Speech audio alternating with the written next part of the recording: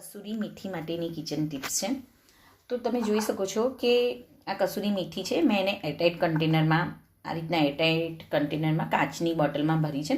કસૂરી મેથીને મેં પહેલાં શું કર્યું છે, કસૂરી મેથી જે હતી એને પહેલાં મેં થોડી શેકી લીધી છે.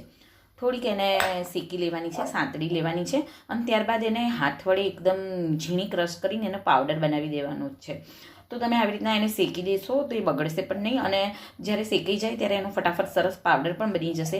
અને પછી તમારે એને જ્યારે આલુની સબ્જીમાં, બટાકાની રસાદાર સબ્જીમાં કે પનીરની કોઈ પણ પંજાબી સબ્જીમાં તમારે જ્યારે આ કસૂરી મેથી એડ કરવી હશે તો બહુ જ ઇઝી રહેશે.